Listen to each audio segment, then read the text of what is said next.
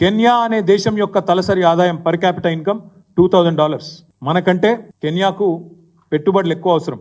కానీ అట్లాంటి కెన్యా పేద దేశం అయినప్పటికీ ఆత్మగౌరవం గల దేశం కాబట్టి వెంటనే నన్ను అదాని ఇట్లా లంచగొండి తనం చేసినాడు, లంచం ఇచ్చినాడు అని చెప్పి అక్కడ కోర్టు తీర్పియంగానే అమెరికాలో వెంటనే కెన్యా నిన్న తన కాంట్రాక్ట్లు, తన ఒప్పందాలు, వ్యాపార సంబంధాలు అదానితో మొత్తం రద్దు చేసుకుంది. నేను రాహుల్ గాంధీ గారిని అడుగుతా ఉన్నా, కెన్యా అధ్యక్షుడు విలియం రూటో అదాని కంపెనీతో అన్ని వ్యాపార సంబంధాలు రద్దు చేసుకున్నారు, మీకు తెలుసు. కెన్యా రవాణా మంత్రిత్వ శాఖ, ఇంధన శాఖ, పెట్రోలియం శాఖ, వాటి కింద పనిచేసే ఏజెన్సీలను కూడా స్పష్టంగా కెన్యా అధ్యక్షుడు నిన్న చెప్పారు, మీకేమైనా ఒప్పందాలు ఉంటే ఏజెన్సీలకు అదానితో వెంటనే రద్దు చేసుకోమని చెప్పారు.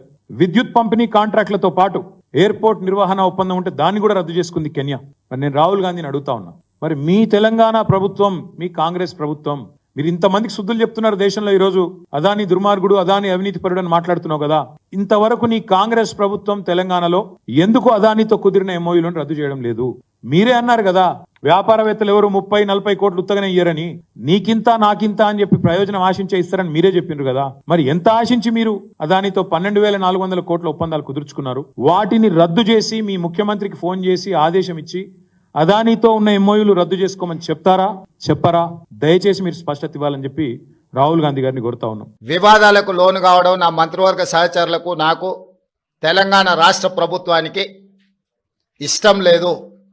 అందుకే తెలంగాణ రాష్ట్ర ప్రభుత్వము అదాని సంస్థ నుంచి 100 కోట్ల రూపాయలను స్వీకరించకూడదు అని నిర్ణయం తీసుకున్నది.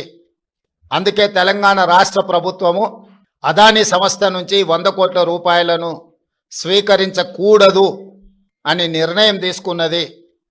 ఈ విషయాన్ని మీడియా మిత్రుల ద్వారా సమాజానికి మేము చెప్పదలుచుకున్నాము.